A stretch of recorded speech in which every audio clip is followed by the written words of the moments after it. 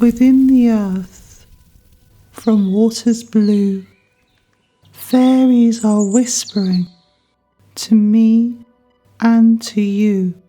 Hello there, hello there, hello there, hello there. I'm Claire Casely, the fairy whisperer. In the air of sylvan nights, we'll find our way by fairy light. Fairies whisper throughout the land.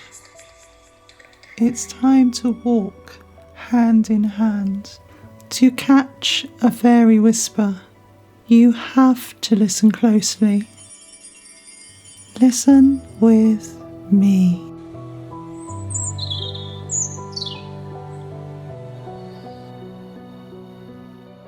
Hello and welcome to the Fairy Whispering Podcast. I'm your host, Claire Casely. Before we jump into today's episode, I want to share some news.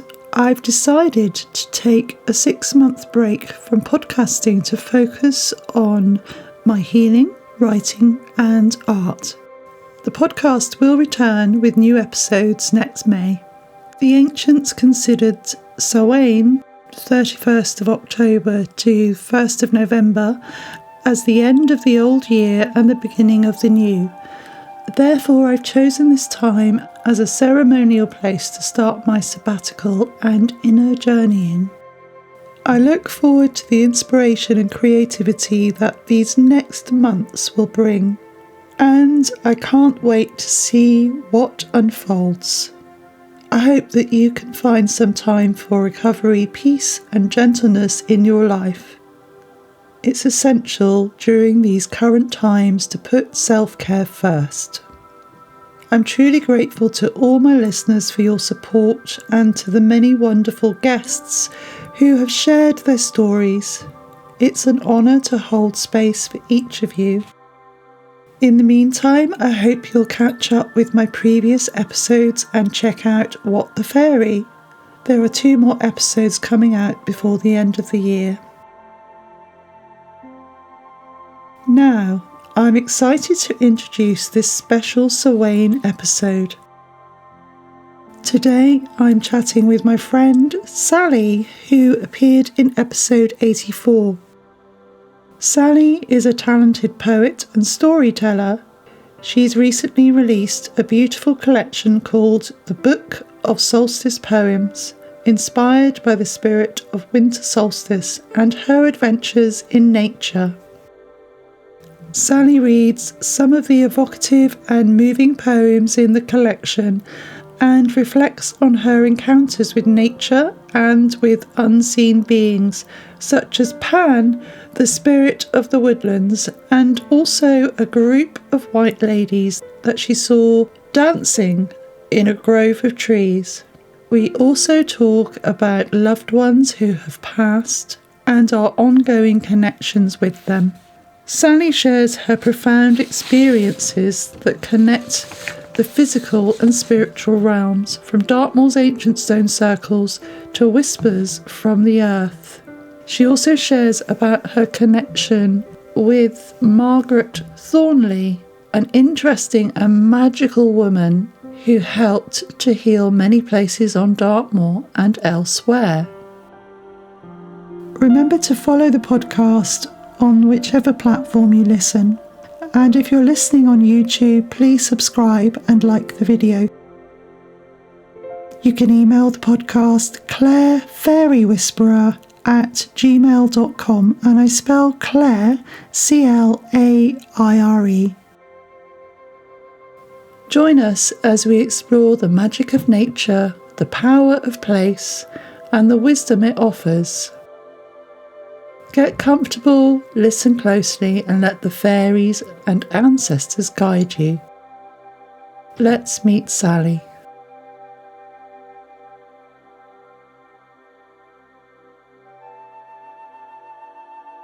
I've come back to speak with Sally because after our first discussion, Sally's daughter contacted me and said, oh, actually, Mum has some extra stories she'd like to share. So I've come back today, haven't I, Sally? Nice to see you, Claire. Nice Lovely to see you. Lovely to see you and be here with you again, Thank Sally. you. And you just shared with me this fantastic poetry book that you've written, Yes. which is called... The Little Book of Solstice Poems. Yes, And and they're inspired by the spirit of the winter solstice. it's really magical. And you were just introducing one of the poems. Yes. And saying about the background to it, that this poem, which is called... It's called From Miracles I Have Known. Yes, and you're going to read Yes. that, but there's a wonderful backstory to that poem. Which would you like first? Poem first? Perhaps read the poem. Okay. Is that okay? And then, Of course. Yes. yeah, I'd be interested to hear the Okay. story about it. When the earth speaks, miracles happen. From a parting of the clouds to a moving beam of sunlight, moving across the hills in response to some heartfelt thought expressed by man in a plea to heal the earth and all that is. To the seagull leading the way along a cliff-top path, or the buzzard watching, waiting, seeing all, powerful, not just a bird of prey. From the blue flame, the spirit of the tree, comes a sudden wind, a rustling of the leaves, communication which transcends the everyday. To a gift left by the Earth Mother for those who offer love, she speaks in myriad ways and is moved beyond imagining when we remember her. When the earth speaks, miracles happen. And that was written in 2010. And they are based on experiences. Yes. Yes, I'd love to hear about the... Okay, the moving beam of sunlight happened as I was walking towards an ancient stone circle called Scorrel on Dartmoor. And I was with a lovely friend who's very in tune with all this sort of thing.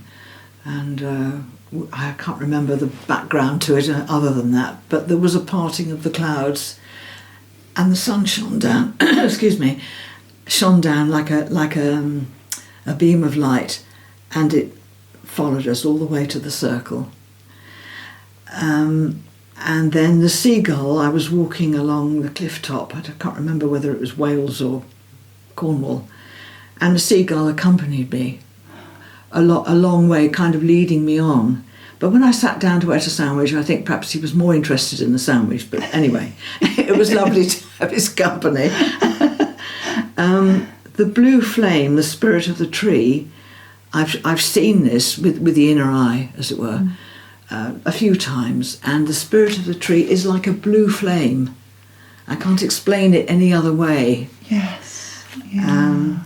And the sudden wind, the rustling of the leaves, is like if you're communicating with the tree, you'll suddenly feel the wind. And it's like the tree is responding. Yes. Yes. Yeah. And to a gift left by the Earth Mother for those who offer love. I've had this once or twice, but I was in Gozo, which is an island off Malta, and I went to one of the most ancient temples in the world. I was very lucky to go there. And I was doing some dowsing, actually. I was a dowser by this point. And I went in and I felt very moved by the place.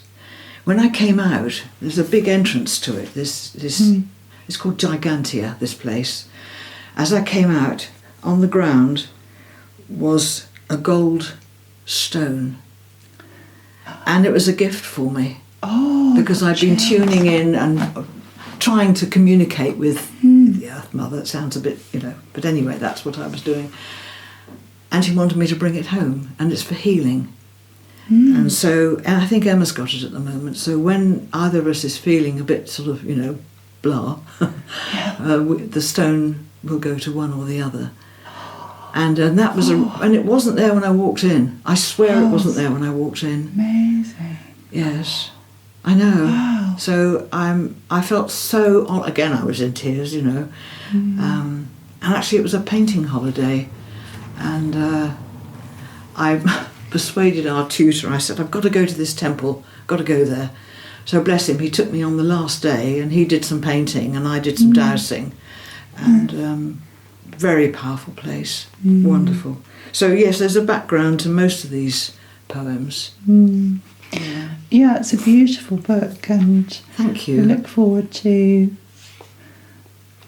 when it's... So you sell them privately at the moment, but it is going to be available possibly at some stage for other people to buy. Yes, online. I will get an ISBN number and get it sorted. Yes, yes. Thank you for sharing that.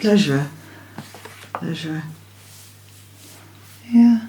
What was that sound? Oh, sorry, that's my phone. All right. I just heard this bird. No, I'll turn it off. Sorry about that. Right. Let me put it on airplane. There you go. I thought, is there a bird? I like the little birds, you see. I can't turn it off. I have to put it on airplane mode, but that seems to work. You thought I had a bird in a cage?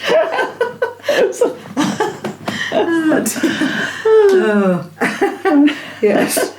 No birds in cages. Do help yourself to a biscuit, won't you? I will, yes. Those are ginger and those are sort of buttery. Oh. Sort of profound moments, they don't happen very often. So when they do, I trust that they're real because it's rare for me. It doesn't happen every day. Sometimes I do get the inspiration and that's wonderful. But it doesn't happen all the time. Life is busy, but we do lose touch with the other world, but it's always there. Yes, it's always there. It's always it's like peaks and troughs, isn't it? Where we sometimes might lose touch, but then something will happen, a little sign, something, and then it's like, oh, you are still there. That's nice, isn't it? It's like a remembering. Yes. I saw a beautiful butterfly on my way in. Oh, that was on your wall, and I don't know what type it was. It wasn't a type that it's quite a rare one. Oh, well, I'm pleased. I haven't seen it where I live. Its top wings are orange, really lovely, vibrant orange, and the bottom wings are kind of patterns on them. Not a red admiral, then, if it's It's not a red admiral. I know those. Yeah. On the wall out here? Yeah. Is it still on your kitchen wall? It's still there. I don't know. It just sort of landed briefly as I arrived. Look. I've had so few butterflies. Oh. Okay. Cabbage whites, 2 or 3 red admirals, and that's it. Oh. Okay. Yeah, it's a really unusual one. I'm pleased that you saw one because there's a shortage of insects and butterflies, isn't there? Yes. I've had far fewer, apart from the bees. There's far fewer. I get very sad about that because it affects the birds and the wildlife and everything. Everything, yeah. For me, butterflies have become a sign of... I know they are a general sign of transformation, but... Oh, yes, of course. Through what I've been going through this last couple of years, it's become more significant, really, the butterflies, and now I see them as a sign from spirit, as a message. They are like little messengers, I think. Yes. That's interesting. But it's also kind of like a time of grace where I've got time to think about where I want to be. I've got time to think, I'm sorting through my stuff and just really reviewing how I want to go forward. We need that time. Yeah. Time is an important factor, and you can't always... Well, I can't anyway. I don't always know whether that's right or not. I always feel there's always a right time, and the right time, the right place, and you'll know when it's right. Yeah. Yes. And I know from my mum, she passed away last September, but she's very much in touch with me. So whenever whenever I doubt, she shows me, my mind's eye. Yes. So it's really lovely. And whether that's my imagination, I don't know, but whatever it is, it gives me comfort. I Yes, feel I'm like sure. it is some connection to her. Yes.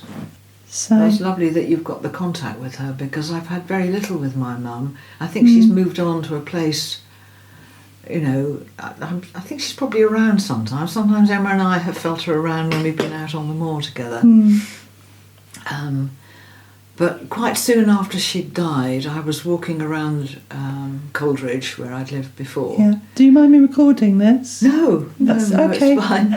And I did. There's a special place on a bend in the Tor River, which flows near. Obviously, rises on Dartmoor and flows not far from Coleridge. Okay. And I stood on this lovely bend in the river, and her voice came through so clearly. She said, "You don't have to worry about me anymore, Sass." Oh, Used to call me Sass. And all my life I've worried about her, because she had a pretty tough time. For all sorts of reasons which I won't go into now. Yes, and I was always concerned about her and trying to sort of protect her, and you know, but I hadn't heard anything else so clearly from her. I did from another friend. You want me to tell you about him? Yes, I'd love to hear about this. Okay. I love this. Talking about our mothers, it's really lovely. Well, it was just the same place in the river, and a dear friend of mine called David. He was one of our dowsing group. And he was a very interesting chap, and he took us to France 2 or 3 times, the whole group of us, to go and douse in Brittany, because there's lots and lots of ancient sites there, as you know. Anyway, he very sadly died, and had a wonderful sort of woodland burial, you know, which was quite magical, actually. And then a week or 2 later, I was walking again down by the River Tor, stood there, and I remember sort of thinking to myself, David, I hope you're okay. I hope you've gone to a really good place. Just walking away from it, I heard his voice very clearly, and he said, I've gone to join my tribe. Oh. Tribe? Interesting. It was really clear. But with that went an inner seeing of headdresses, black, red, gold, people, joy. His voice was so joyful. I've gone to join my tribe. It was all away, you know. And as I thought about it, I thought, oh yes, David was very interested in Indian culture. And he'd been over to North America, met people like that, you know. So I think he probably had a past life as an Indian tribesman, and I was so pleased for him. And I realised what I was seeing, that he was with his tribe, and they were surrounding him with love and affection and dancing, and there were all these colours and headdresses. So yes, so that was, you know, I felt so pleased for him. I knew he was happy, he was fine, and he'd had an awful death. He'd had oh bless. Yeah. You know, a long lingering illness, and so to know that he was free and happy was amazing. Yeah, it's really comforting, isn't it? Very to receive comforting. Those insights, and yes, I've spoken to mediums that I trust, that I've known for a long time, that have said, "Oh, your mum's, she's happy," you know, and I've had insights of her being happy. Have you? That's and so feeling good. free. So it's very comforting. It is comforting, absolutely comforting. Yeah. Yes. Sometimes sensed my grandfather around. I was very close to. This is my mum's father. Sensed him around, not actually seen him, but kind of. The pipe appears first in my mind, because he always had a pipe in his mouth. You know?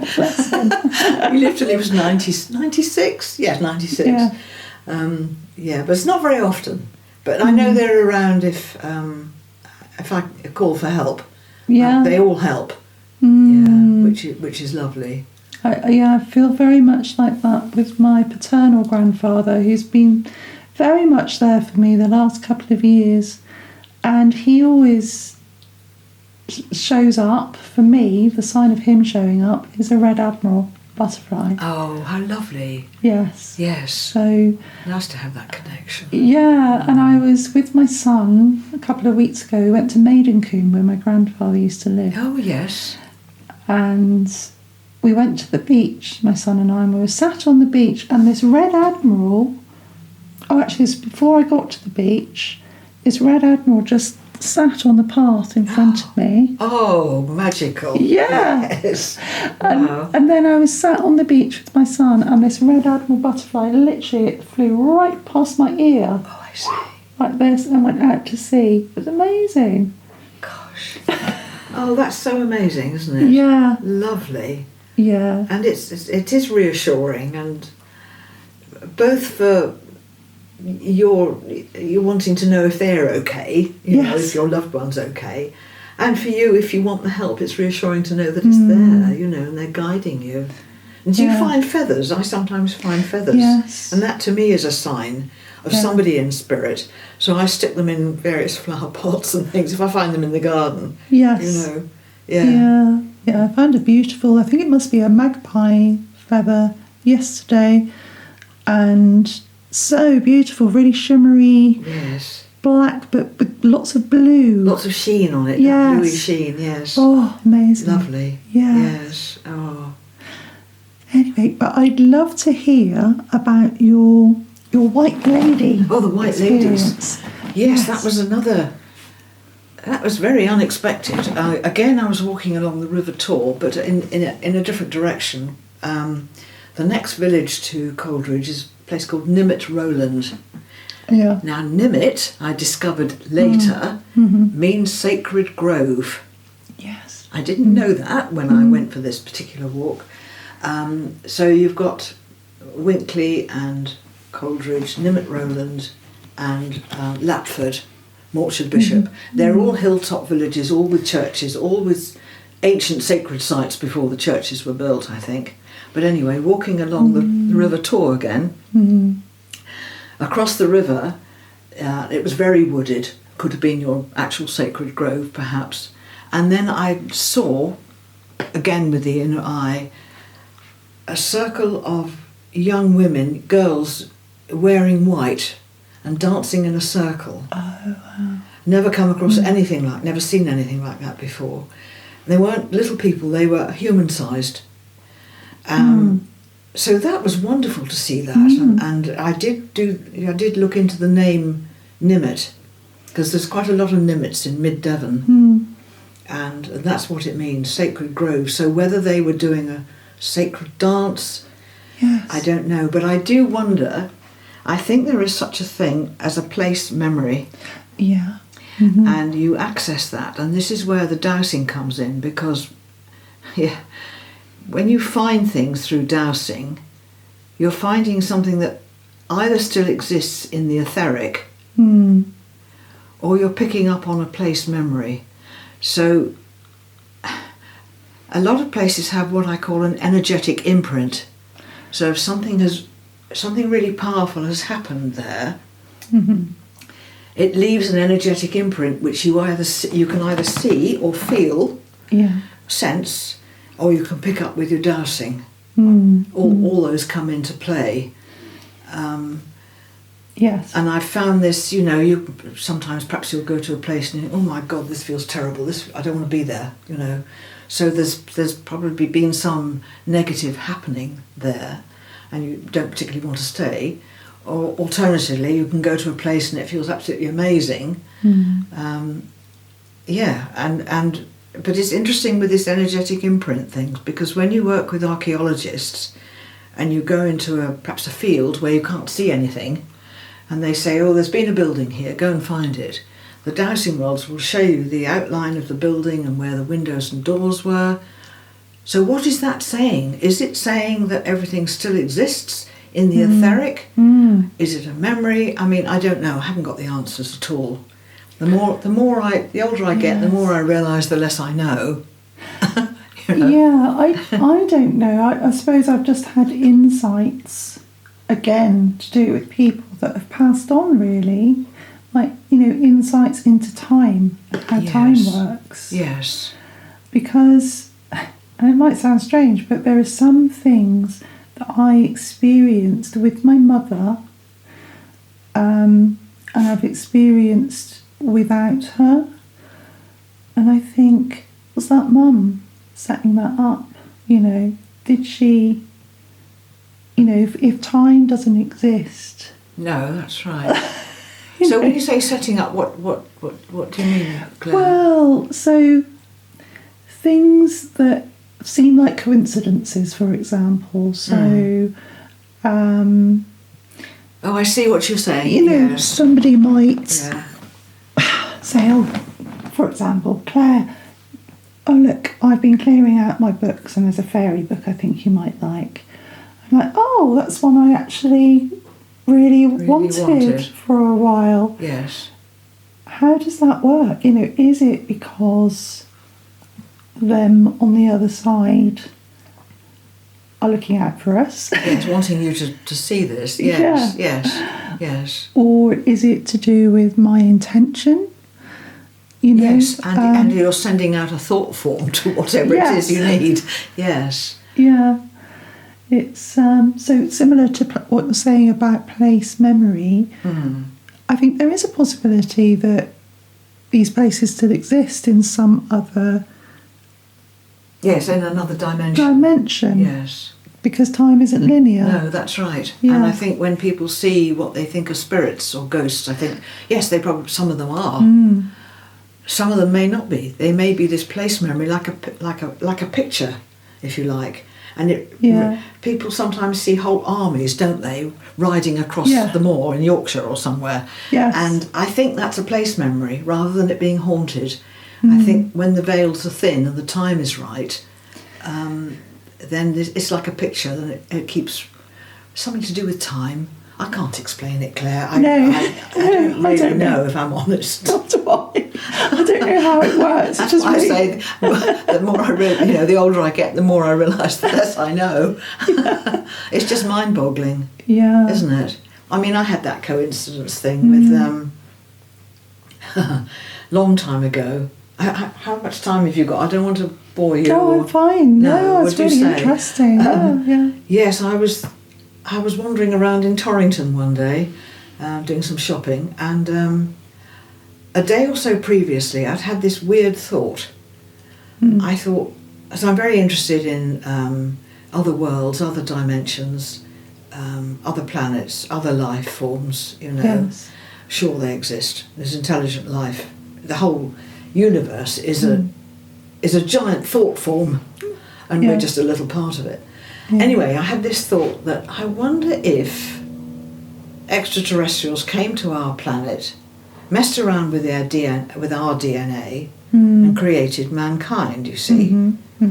Yeah. So to me that was an interesting thought, and I thought, well, obviously I'm completely balmy, but it's an interesting thought, and I kind of I pondered on that quite a while. 2 or 3 days later I was in Torrington, walked past a bookshop. I'll go in and have a little look round.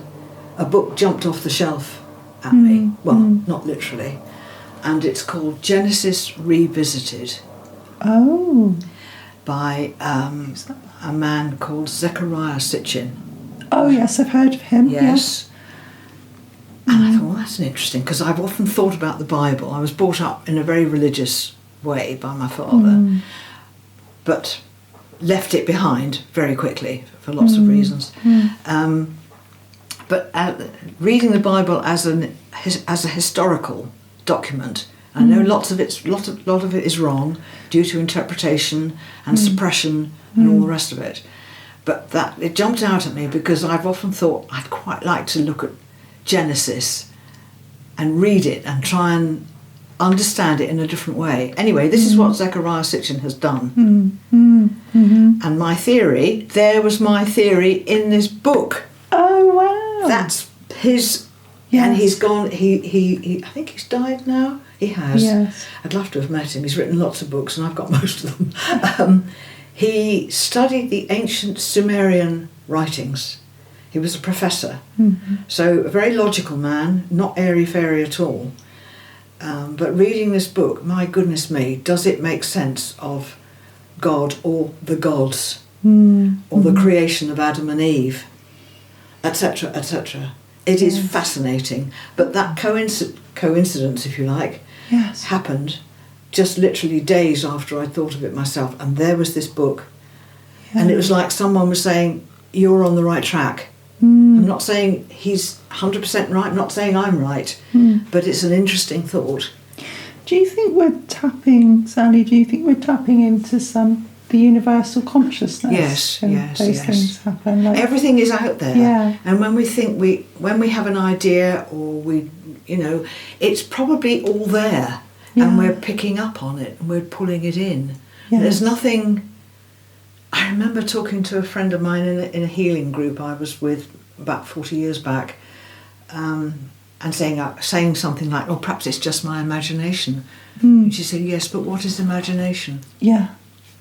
Exactly. So you're I'm sure we do create imaginative thoughts, and it goes into the great pool of consciousness, if you like. But equally, I think we can draw on it. Yes. Yes. Definitely. There was, for a sort of very popular cultural reference, do you remember the pop star Prince?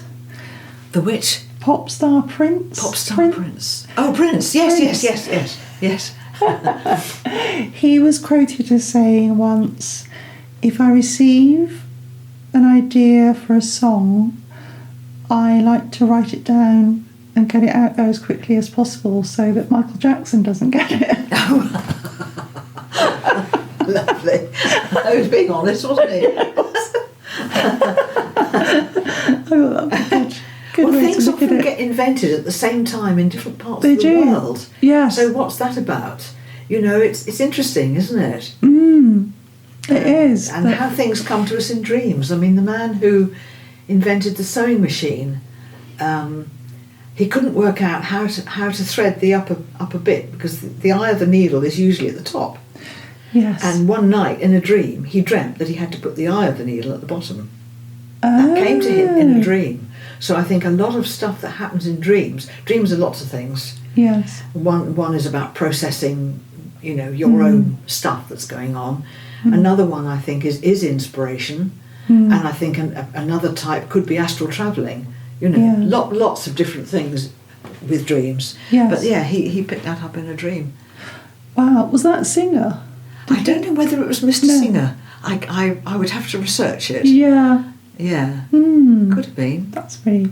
I had another fairy experience, and I've forgotten what it was. Was it Pan? Was it to do with Pan? That's Yes. it, yes. Pan. Oh, do you want me to tell you Yeah, about Pan? I'd love to hear about that. Yes. Perhaps I've been writing poetries to Pan, because Pan means a lot to me. Yeah. But I was. I love that image on This is the Green Man. Yeah. Yeah, but I have mentioned Pan in one of the poems. Perhaps two or three of them, actually. Now, I was in Wales in my camper van, away on a holiday, and I can't remember the name of it, but I happened upon a place that had originally been a Bronze Age village. Right. And the people there had I can't think of the word now. Oh God. Anyway, they had used the foundations of 2 or 3 of the hut circles and rebuilt them, and they were absolutely stunningly beautiful. So they had the stone walls, as you can imagine, and then a pole in the middle inside with the thatch coming down, a fire in the middle, and seats and things. And the day I went, there was a party of school children, and they were being taught how to do wattle and daub and fencing and all that sort of thing.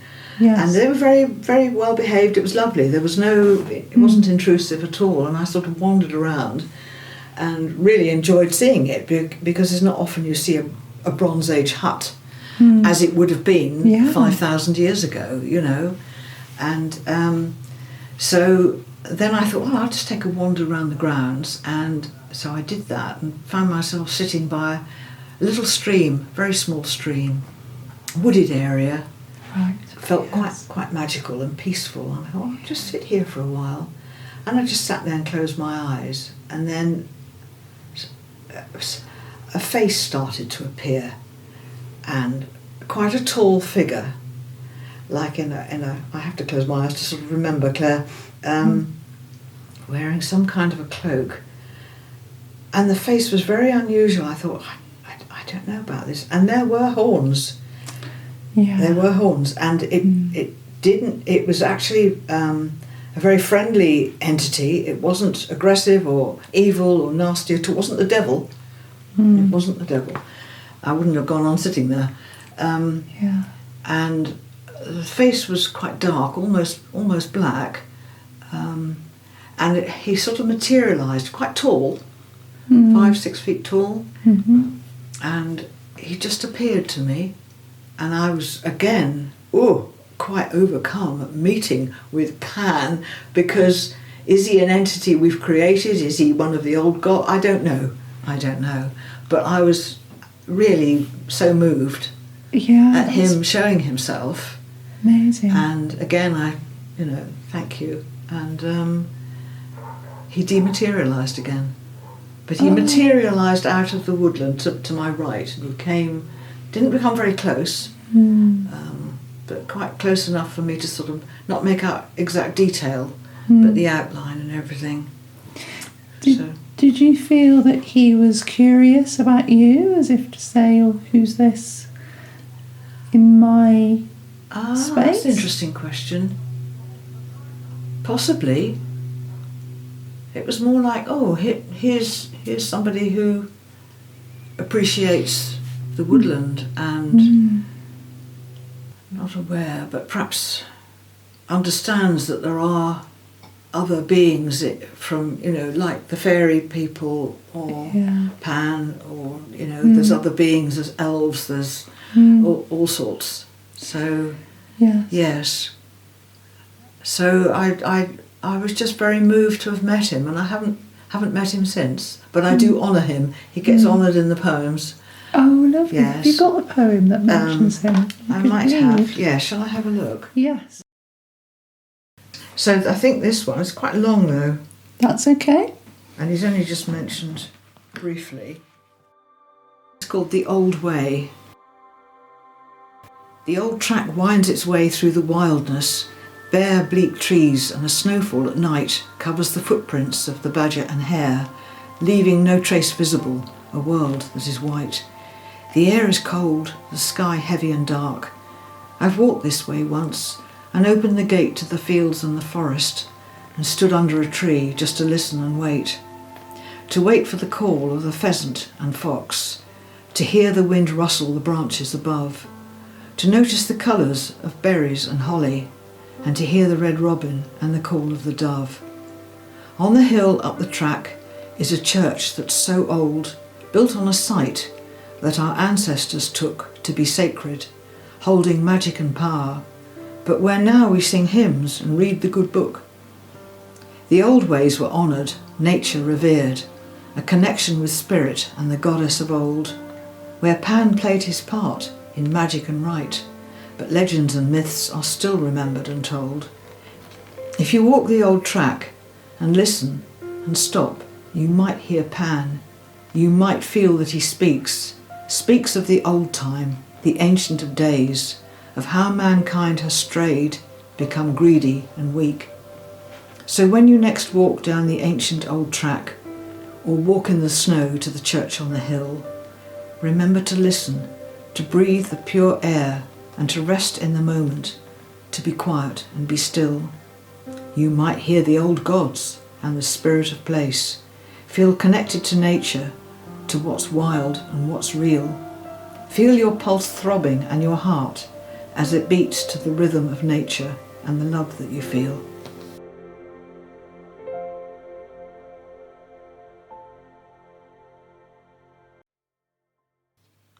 Oh, sorry. So that was in 2016. Oh, it's fantastic. I think, their kind of woodlands are quite magical places, aren't they? And I can't always walk into a woodland. I have to feel that it's safe. And also, where I lived in Coleridge, there was a beautiful copse you could walk to. Yes.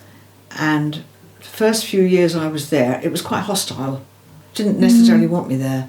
But gradually it realised that I was respectful of it and loved it. Yes. So again, that's where communication happened, the spirit of the tree, the blue flame, all that sort of thing. Yes, it's interesting, isn't it, that happens, and you'd How much time did that take, Sally, for you to get to that point where you felt like it was accepting of you? Oh, the little copse didn't take very long, actually. It was only a year or two. But there was another wood about a mile or so out of Coldridge. Really hostile.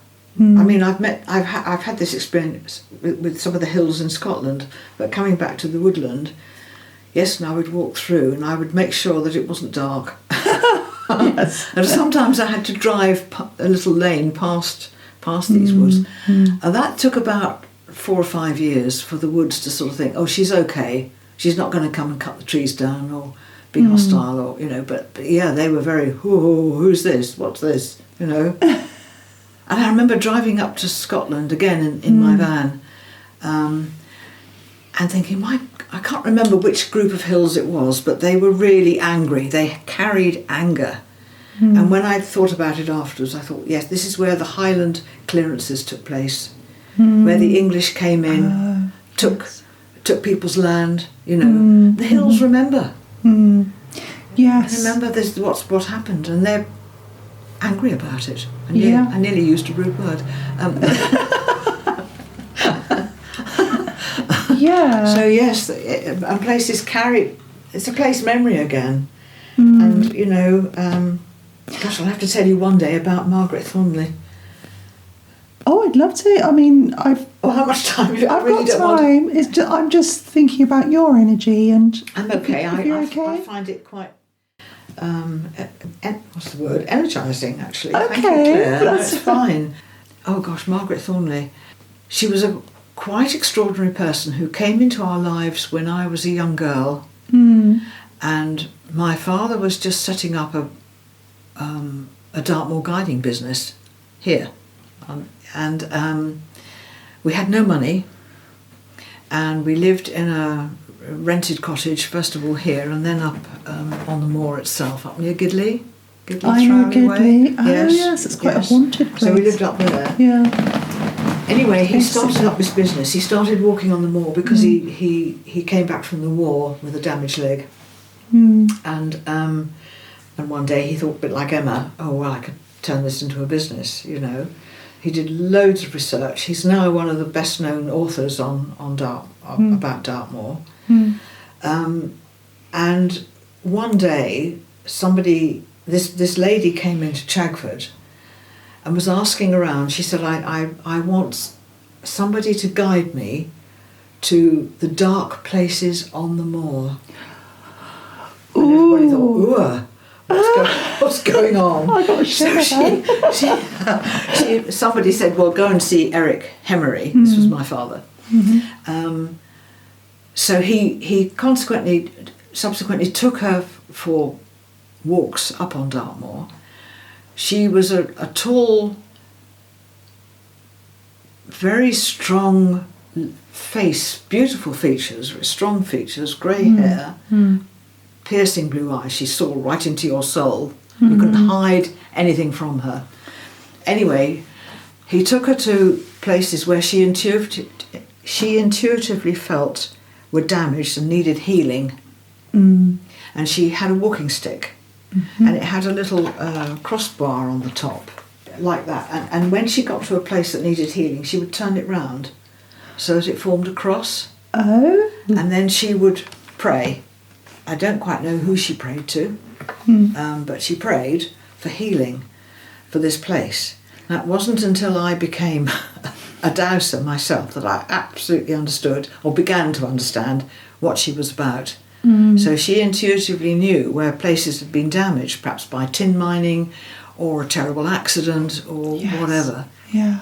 And she must have felt like I did with these hills in Scotland, that there was damaged energy. So she worked on healing the energy there. Yes, I understand that, yeah. She called herself a pilgrim of St. Michael. She went to all the St. Michael places years before people doused the Michael line, you know, in southern England. Yeah. She went to all the St. Michael places. She asked for healing. She was instrumental in helping my father get on his feet. She even bought us a car. We had no car. We had no television. This isn't a hard luck story, you know. We were just on the breadline, really, Yes. with my father trying to make a living out of the Dartmoor guiding back in the 50s. So yes, and she eventually died, of course, but she was very encouraging of all of us, wrote lovely letters, I've still got them. And one day I was in a really, really awful state. I think I'd broken up with my long-term live-in lover. And I went to St Michael's Church at Brent Tor. Yes. Now that's another very powerful place. Yeah. And I sat in the church and just asked for healing and all the rest of it, you know. And again in my mind's eye, I saw St Michael, and he was holding a sword, Yes. like a cross, Yeah. like that. But the cross had a red heart in the middle. Oh, beautiful. And I thought, oh wow, I've gone all goose pimply thinking about it. Oh my God, I was quite overcome again. And I called in on my mum here on the way back, and I said, I don't quite know why I saw this ruby heart. And she said, that was Margaret. That was Margaret Thornley. And of course it was. Of course it was. Wow. So when I need help, Yes. I call on them both. Oh, that's Because lovely. St Michael is he's the guardian of his planet, isn't he? Yes, he is. And Margaret, a pilgrim of St Michael. So I call on them both. If I'm doing a dowsing walk with Emma and I'm teaching the dowsing, I just say, please, I need a little bit of help, you know. Yeah. And or if I'm really worried about something, or you know, I'll call on them, and they help.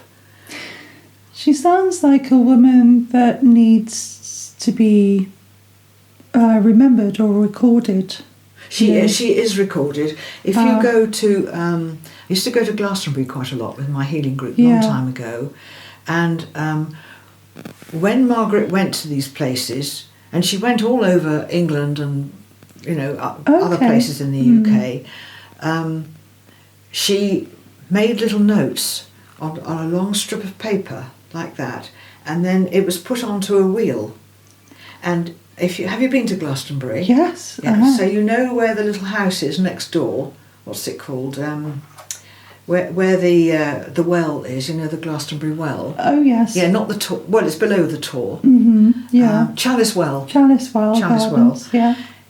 Yeah. Her prayer wheel used to be in the room in the house at Chalice Well. Oh, But right. somebody tried to steal it one day because I inquired about it a few years back, and it's now been put away somewhere. Right. But I've got books about her, and a lot.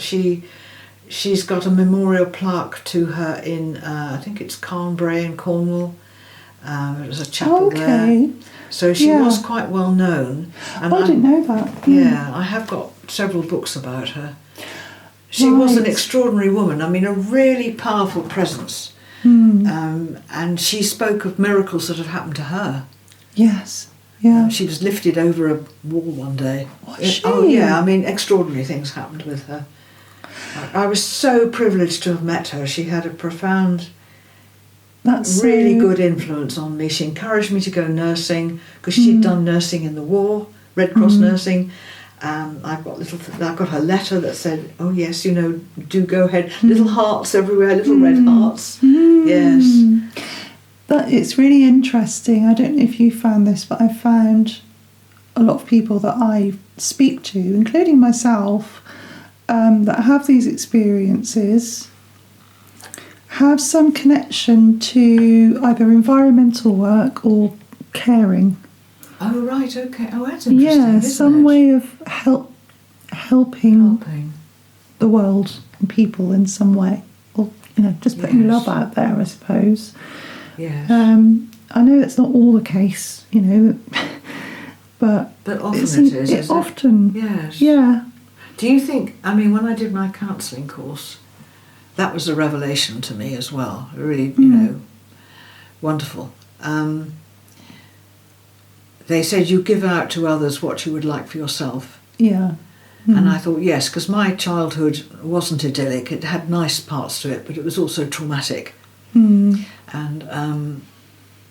so I think that's why I did all the sort of caring work that I did, you know, the nursing, the counselling, all that sort of thing. Yes, but and you can turn into a rescuer. Yeah. Because really what needs rescuing is this part of yourself that's so damaged. Yes. And you don't necessarily recognise that at the time. So you go into something where you're giving, to other people what you would really like for yourself. And that's so true. it is true, isn't it? Yeah, I'm very much aware of that on a personal level, because all I've done for several years now is care for various family members. Have you? Yes. Yeah. Yes. And now I'm doing some work with a caring organisation. Oh, are you? Yes, volunteering to help other carers. Oh gosh, yes. Yes. Well, you're good at all that, I'm sure you are. Yes. The experience I've had with caring. It's funny, isn't it? Because it feels like a kind of a juxtaposition with these other ways of seeing the world as well. So it's like, this is very much earthly work where you're helping people, but then there's this draw to the other world as well, and those connections. So I guess there is a meeting place somewhere. Well, yes, I think there is, and I also think that when you've been through very difficult, challenging times yourself, and yes, you have to process it at some point, but I think it really helps to have a much deeper understanding and a connection with other people who are also going through a lot of awful stuff. You have the empathy. You know what it's like. Obviously, it's very different for everybody. You can never know 100% how somebody else feels, but there is often a resonance and an empathy with people. But with the counselling, I had to process all my own stuff that had gone on before I could take somebody else through a similar trauma, if you like. If you haven't processed it yourself, you can't take anyone else through it.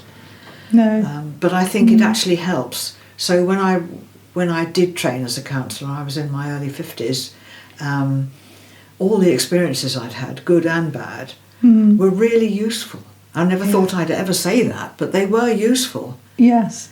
It gave me, I'm not saying I was a brilliant therapist or anything like that, I'm not saying that, but it did give me a deeper understanding and a connection with people, because I could feel what they were going through. I've been there. Empathy and being able to empathise and compassion are, I think, I definitely believe that fairy experiences are very much heart-based experiences. Yes, I'm sure they are. And if you have those sensitivities to these experiences, then yes, they're more likely to have some insight into. I think it makes you look deeper, doesn't it? Don't you think trauma... I never used to say this to clients when they first came, but when they'd sort of moved on a bit, there's often a gift in trauma. There's often a gift, and you can't see it at the time because it's just so awful, and you're coping with all the emotional fallout and everything else that goes with it. But at the end of the day, whether that's a year or a decade or whatever later, you can think, oh yes, actually that was quite useful. Yes. That's quite useful. Yeah. And I've certainly noticed that on a personal level. It's something really helpful that someone said to me once a few years ago, that there are things you think, if someone said to you, right, in the next year, you're going to have to deal with this, and this, and this, you're probably like, whoa. Oh my God, yes, absolutely. But somehow, they said, you will expand. You have got the capacity, Claire, to expand into this. Yes. I thought, no, I haven't. Then I have, and I look back and think, oh my gosh, all those things that we somehow overcome. It's amazing. And it is. The strength that... And I think nature, like you're saying, your connection with nature, do you feel that gives you a lot of strength? And oh yes, it's such a profound thing, isn't it? To me, that's the oneness that ancient people speak about. To me, that's God. Yeah. That to me, that's what God is. It's all that is. It's nature, it's spirit, it's other worlds, it's us. We're all part of it. And if you look at it on an energetic we were talking about infinity and, you know, it's all connected. It's all. I don't have the belief that there is a father figure sitting on a cloud directing things. I don't have that feeling at all. No. I think we're all part of that great, whatever it is. I can't find the words to describe it. Yeah. And whatever we do, it's like there's a saying about the butterfly's wing affecting something thousands of miles away. I can't remember the quotation now. Yes. And it's true. Yeah. And I'm sometimes, you know, I do let my thoughts run away with me, and I'm thinking, gosh, I'm putting out negativity. I must stop it, you know, because you're putting it out there and you're feeding it. Which is why I don't watch the news much anymore. I don't watch it because it's just feeding all that negativity. Yes, it does. And sometimes I feel guilty about it, and then I think, well, hang on, just pray for them. Pray to somebody or something. Hamish Miller was a famous dowser. Yes. Come across Hamish? Yeah. And I'm so privileged to have met him. And he would, prior to a dowsing session, perhaps out on, you know, somewhere, he would call on the management. And I love that term. Yeah. So I call on the management if I need help. Yeah. Whoever they are, you know. I love that as well. High beings, I think, you know. I haven't quite got there. So I often, when doing one of Emma's dowsing walks, you know, and I'm explaining to people, I say, you will need to protect yourself. So imagine, you know, whatever you want to imagine. If you believe in angels, that's fine. If you believe in religion, if you believe in the old gods, just surround yourself with light, because if you're going to a place that is dark or has negative, we have had people pick up on negative energies where they haven't taken me seriously, and then for several days that they're left feeling disturbed, can't sleep, ill. So, you know, but Hamish would say, call on the management. Absolutely. I think he's part of it now. I call on him, you know. Doing a dowsing walk. Hamish, I need you. He's part of your team. Yes. He's part of the team. Bless him. Oh, and he was lovely. Yeah. Oh. So I was very lucky to have met him. Yeah. Oh, I would love to have met him. Yes.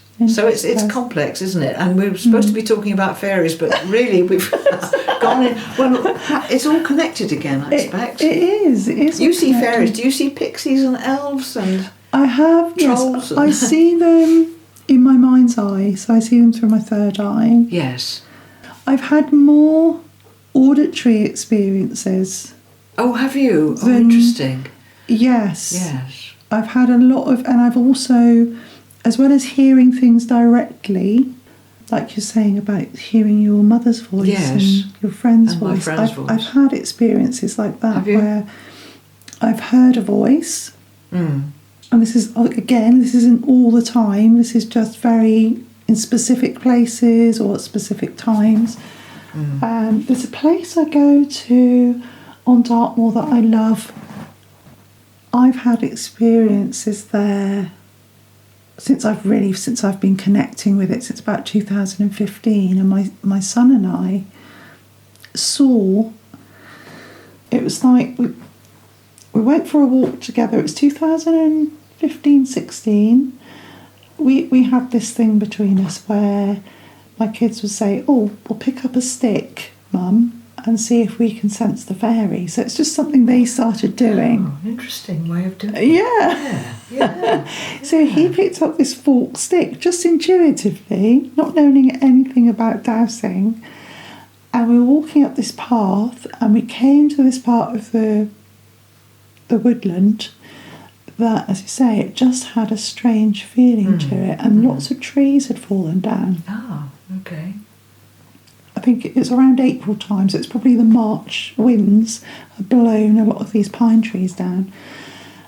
And it felt like the energy of the place, because of that, being disrupted. Yeah, sounds like it. And we were looking, and honestly, we couldn't believe our eyes, because there was this tree stump, but it looked like, sort of superimposed on this tree stump, there was like this figure. And he was quite tall. He had a bit of a pointy hat, and he had his arm out. It looked like he had his arm out, and he was healing this tree. Oh. I get tingles just telling you this. Wow. And we were like, wow. I took a photo of him, actually. I can send you the photo. And there were other figures as well. And I said to my son, it feels like they're healing this place. And we both agreed, it's like some rift has been created by these trees being ripped up so Yes, violently. absolutely. It would. Yes, that would happen. And I said, we wanted to get closer, but we couldn't.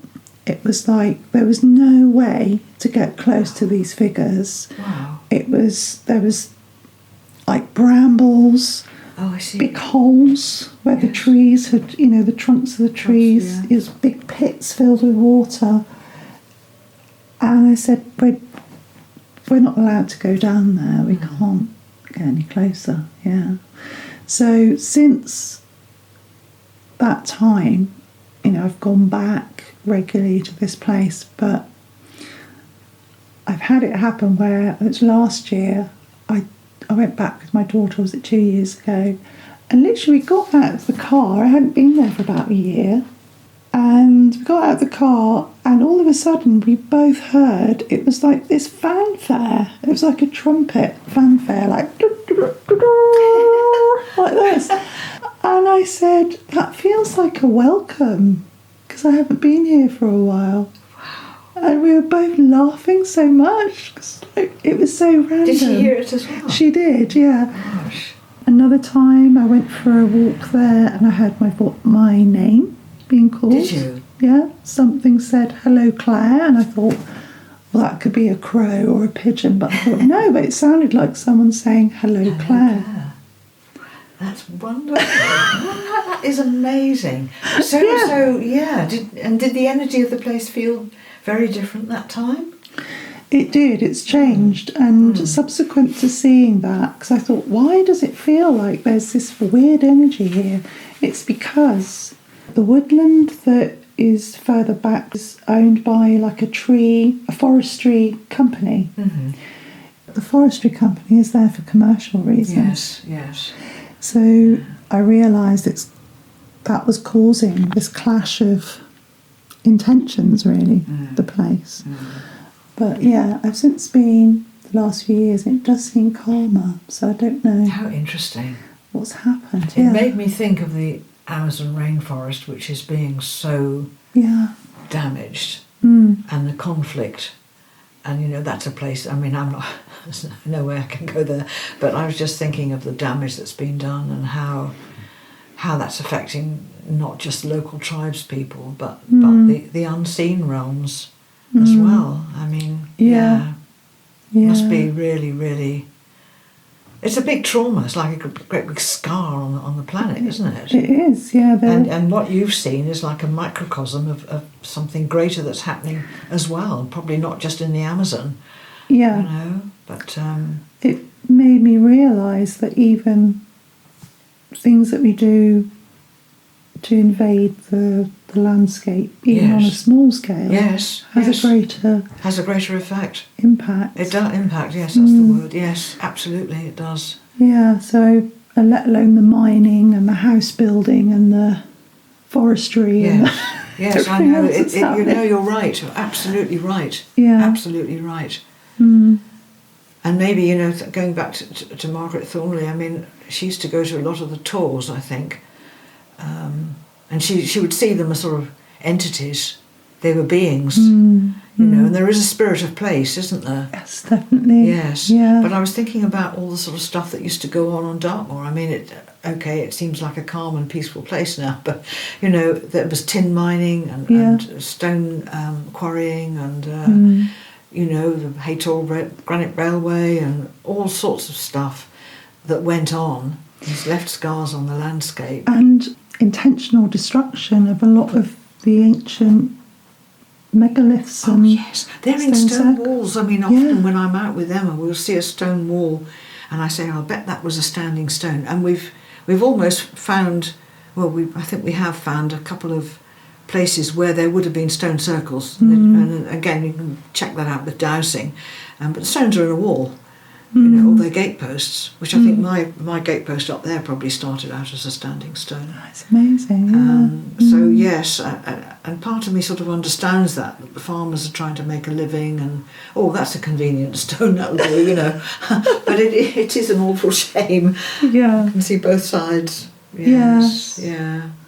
But yes, there are big scars on the landscape, and it's very damaging. And I think the little people, I think the Irish still believe in them. It's so lovely. They still want to build their houses so that they avoid the fairy lines. Yeah. Yes. Yeah, they're respectful of them. They're respectful. And the Chinese will always get a feng shui expert before they build anything, so that they don't block the energy. But they're called fairy lines in Ireland. Yes. And they're still respectful. Whereas here, we just literally bulldoze our way through everything. And sometimes, I'll go into a supermarket. I don't go too often. I sometimes have a home delivery because I've not been too well. But I go into a supermarket, my energy just goes right down through the floor. And I think it's because they're built without any thought of the surroundings or, what's happening energetically. People think it's a load of rubbish, that's the trouble. Yes. And that's why I think they feel, a lot of the newer buildings feel quite negative. And I'm sort of citing supermarkets, but there's other new buildings. Whereas an older building, I think people were much more intuitive about it. Yes. Yeah, definitely. Not always, but sometimes, yeah.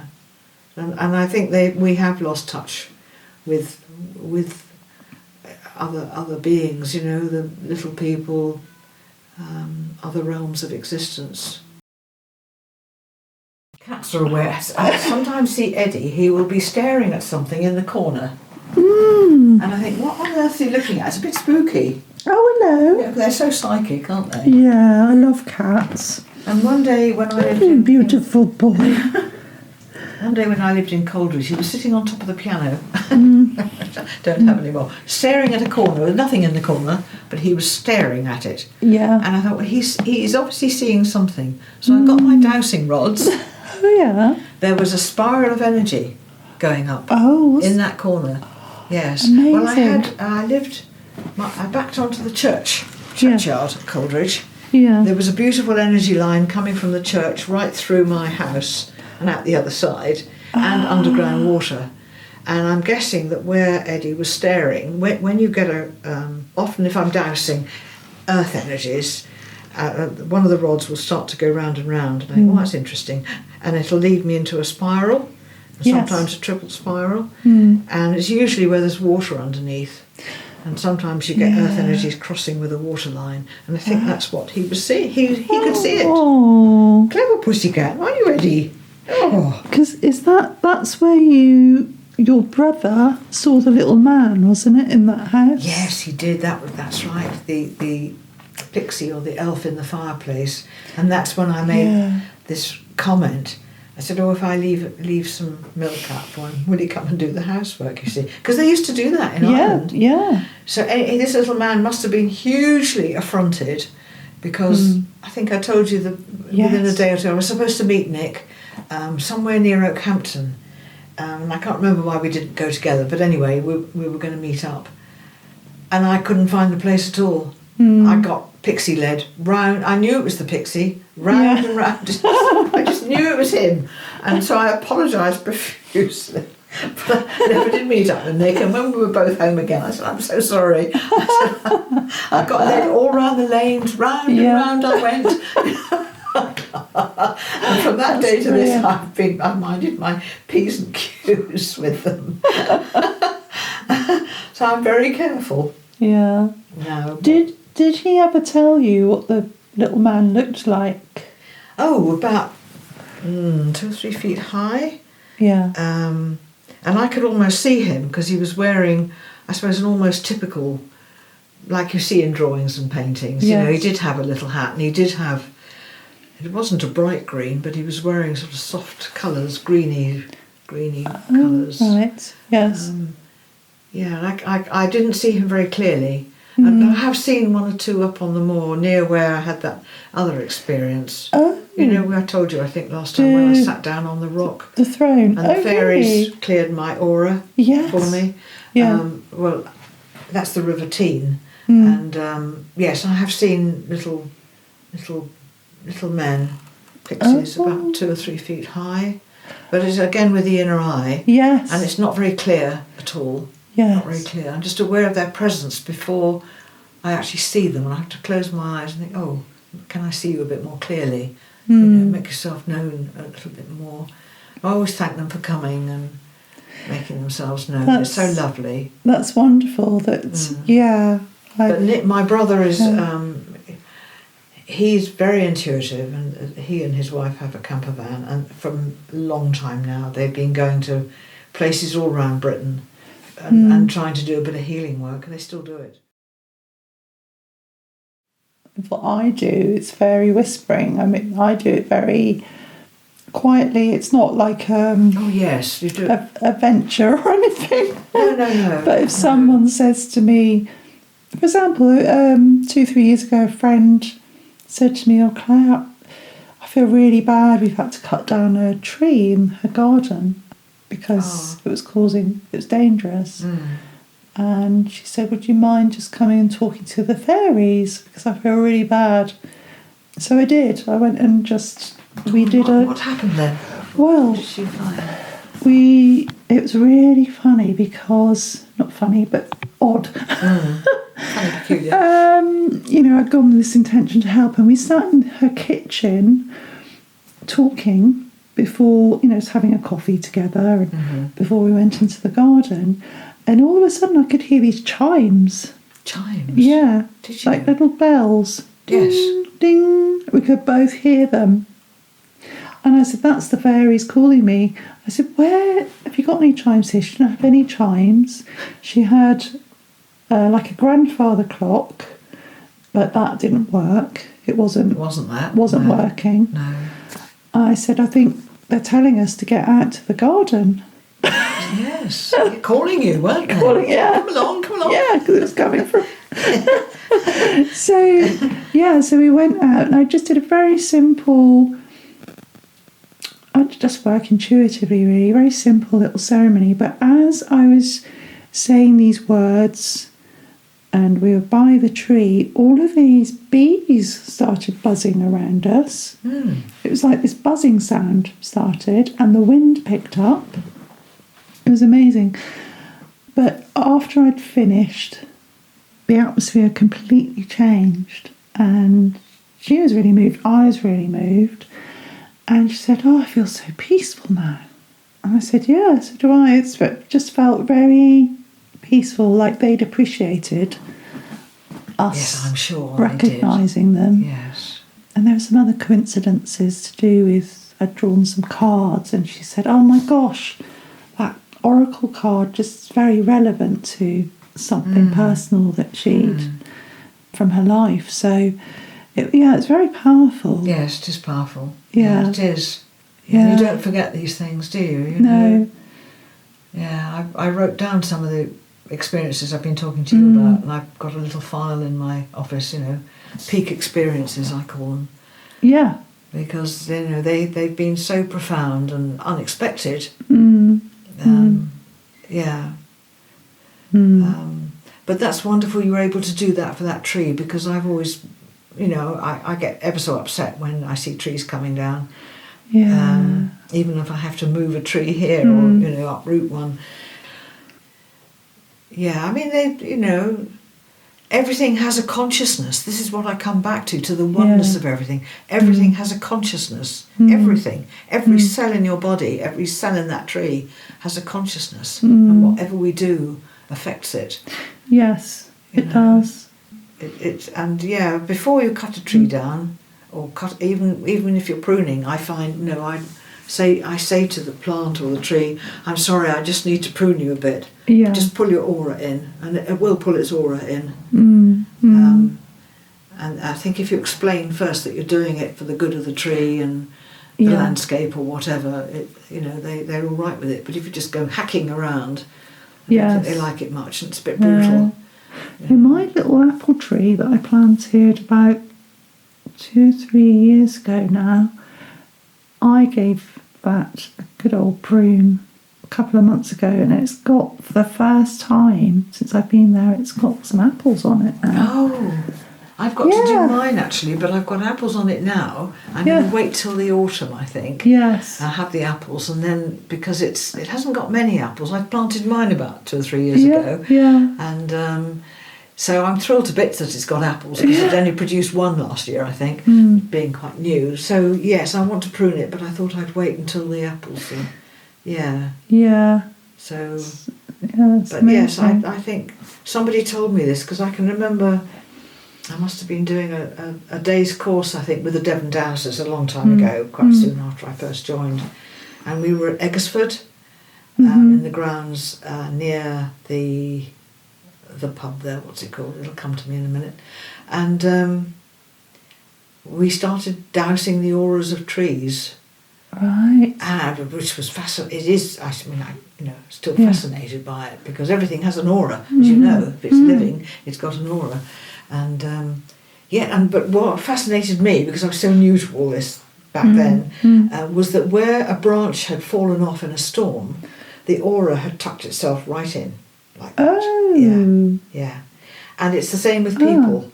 Yes. And when I, before I actually set up my counselling practice, I was doing other things as well, a bit of healing work.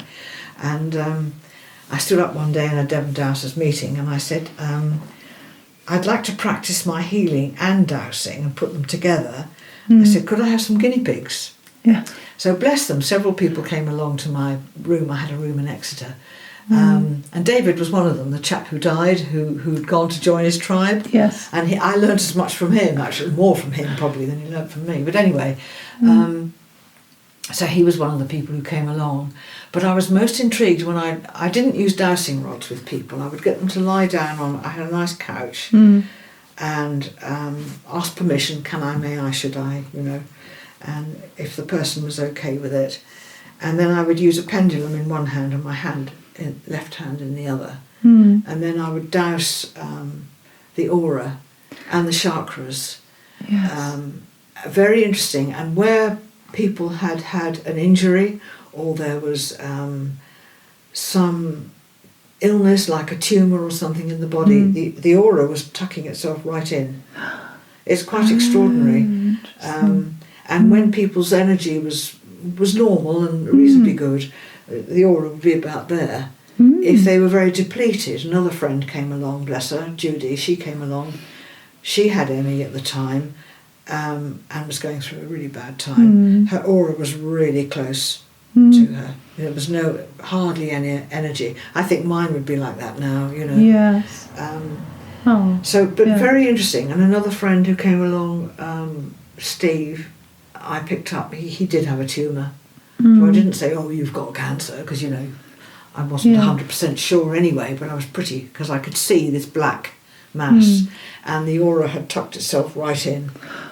Oh my gosh. It's very interesting. Yes. And it's the same with plants. So, and I told you about my Christmas tree lights, didn't I? And the other tree that... Did I tell you about that? No. I tell you or not really? Yes, I'd like to.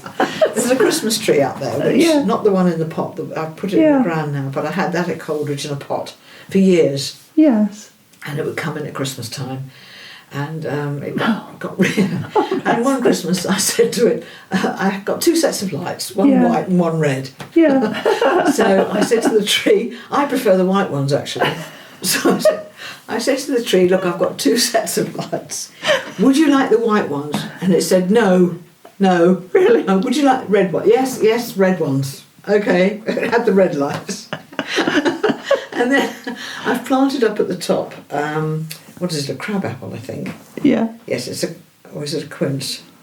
I think it's a crabapple. And my brother and sister-in-law gave it to me. Yeah. So it arrived in a pot, beautiful little tree, and I wasn't 100% sure where to put it. So I put the tree in its pot in my left arm, walked round the garden with a dowsing rod, and would you like to go there? No. Would you like to go? No. There. No. Oh my God, you're a fussy tree. Eventually it chose a spot, and it's fine. It's very happy there. Like, okay, phew, thank goodness we found somewhere. So it's really useful if you're a bit, sometimes it isn't usually intuitive about where to plant something, but I really wasn't certain about this one, but it was very definite. Didn't like any at least 5 places. Nope. And the Christmas tree with its lights, I'm tickled pink at that. I don't know why it wanted red lights, but it did. That's amazing. I might do the same with your lavender, because I have got gaps, but I will choose the best place for it. Yes. And for me, it's a way of communicating. Yeah. And if I'm not in a very good intuitive state, then I'll get the pendulum or the dowsing rod and say, where would you like to be? But sometimes dowsing for oneself is difficult, because what is hard is having a mind that doesn't have an agenda either way. Yes. Because if you think, I really want that, then you will affect the pendulum even if you think you're not. I tell you who helped with that. That's a chap called Sig Lonergan, famous dowser. And he's done 1 or 2 talks for us at Dublin Dowsers a long time ago. He said, you need to go into a state of being like a child would be. I wonder what it's going to do. I wonder what it's going to do. And if you can get into that space, then you'll get an answer that's good, it's relevant. Yes. But if you think, I'd really like it to say this, or I'd really like it to say that, that's what it'll do. Yeah. It's not easy. I can't always do it for myself. No. I can do it if I'm, for example, when I'm not well, I'll get the pendulum and say, would this be a good thing to take? Or should I eliminate that food, or whatever? And that seems to work all right. But other things don't always work very well, because I think I can't get into that space of not worrying either way. Yeah, being neutral. Do you know what I mean? Yes. Oh, thank you, Sally. Oh, for your thank you for time. coming again. Yeah, Sorry, I didn't remember the other things when you came before. No, don't worry. I mean, it's amazing what we've spoken about today. I really appreciate your time. Oh, bless you. It's lovely to talk to you. Yeah. I really enjoy it. Yeah. Yes.